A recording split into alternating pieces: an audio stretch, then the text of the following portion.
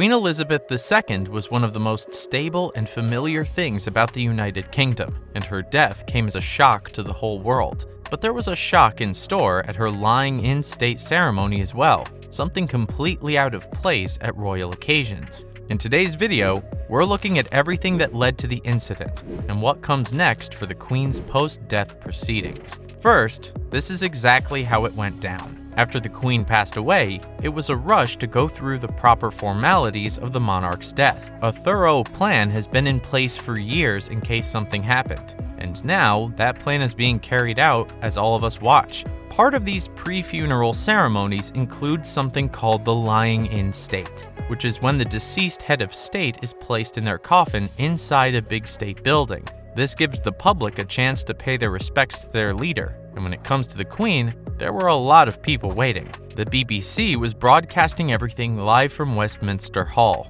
and audiences could see the closed coffin on a platform surrounded by a bunch of guards. Around 1 a.m. on Thursday, something happened that shocked everyone. There were several guards dressed in black holding ceremonial staffs around the Queen. As part of the royal protocol she enjoyed her whole life. Suddenly, one of the guards fell to the floor with a loud clattering sound as his staff hit the ground and echoed around the hall. Immediately, a few officials who were standing nearby rushed to help him, and the BBC suspended their live stream of the event for a bit, instead showing a feed of Westminster Hall from the outside. Luckily, even though he fell face first, the guard was reportedly not injured and probably only suffered a huge blow to his ego. Now the question is, why did this happen? If you're wondering what happened to make the guy pass out, just know it wasn't a freak accident or a sudden heart attack. In fact, the explanation makes complete sense, and it all starts from what's expected of a member of the Royal Guard. First off, this guard wasn't inexperienced or new to the job. All the guards standing vigil at the ceremony were taken from well-established roles in historical groups such as the Sovereign's Bodyguard, the Household Division, and the famous Yeoman Warders of the Tower of London. Their job isn't your typical day and night shift. After all, they have to protect one of the most important heads of state in the world, which means they always have to be on their A game. The schedule is pretty tough, naturally. For the lying-in state, guards have to be surrounding the coffin for 24 hours in full ceremonial uniform.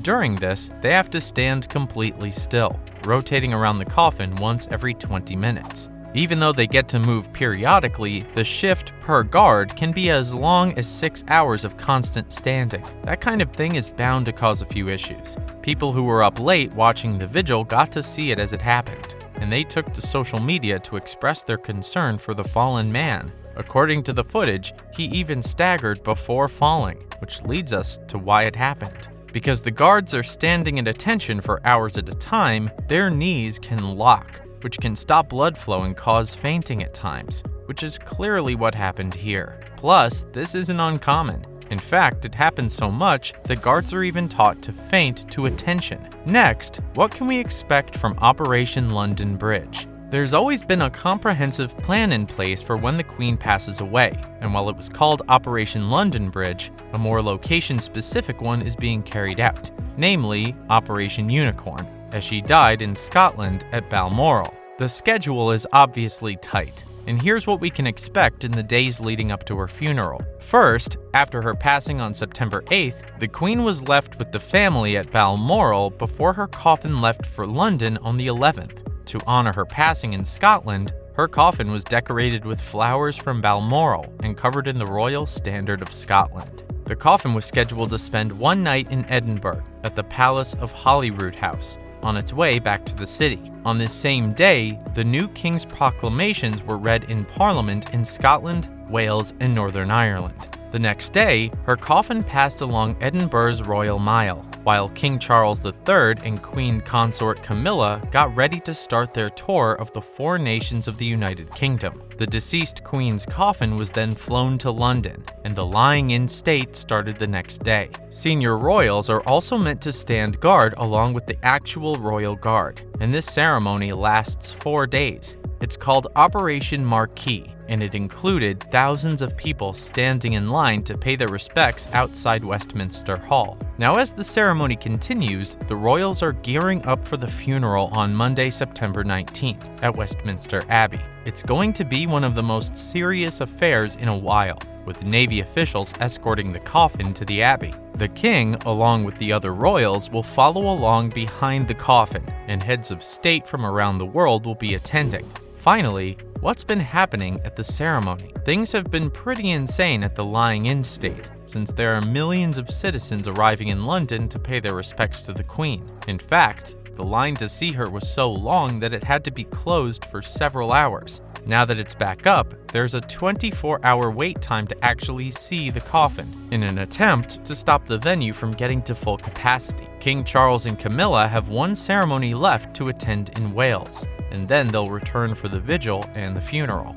The vigil of the princes is also especially important in this whole plan, as King Charles and all his siblings will stand at their mother's coffin for 15 minutes in a historical tradition. The other three include Anne, the Princess Royal, Andrew, the Duke of York, and Edward, the Earl of Wessex. The day after, the Queen's 8 grandchildren will have their own 15-minute vigil around the coffin, with William and Harry in their military uniforms as requested by their father, who is now the king. Hundreds of people are still joining the queue to see their queen, which makes sense since she ruled longer than most people have been alive. In fact, one person even said that 24 hours was a small exchange for the 70 years of her life she gave to the British people. But some citizens still aren't happy, since a policy was announced saying that members of parliament would be allowed to skip the queue and take 4 extra people with them. The crowd is divided, as some believe that they shouldn't be getting any kind of special privilege, as the monarch meant the same thing to everybody, and there should be equal chances to see her.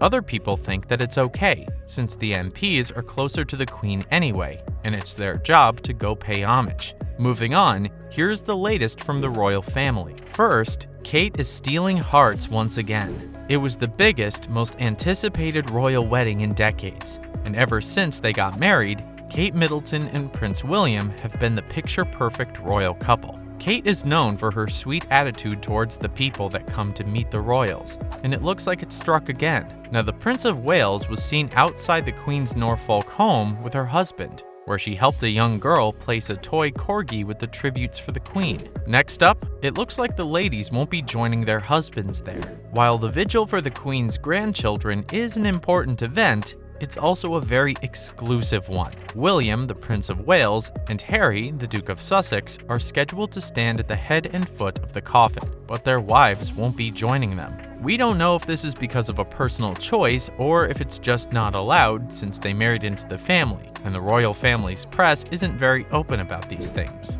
Finally, who's been banned from the ceremony? There are tons of delegations flying in from around the world for the lying-in state to pay their respects, but one of them isn't allowed anywhere near the Queen. Reportedly, the delegation from China has been banned from attending the ceremony, and the reason is pretty serious. After some British lawmakers criticized human rights abuses in China, the country put sanctions on them. That clearly doesn't look good to the UK government, and now they're getting back at China for it. That's a wrap for this video. How did you react to the incident? Let us know in the comments below. Make sure to give this video a thumbs up and subscribe to our channel for more videos like this. See you in the next one.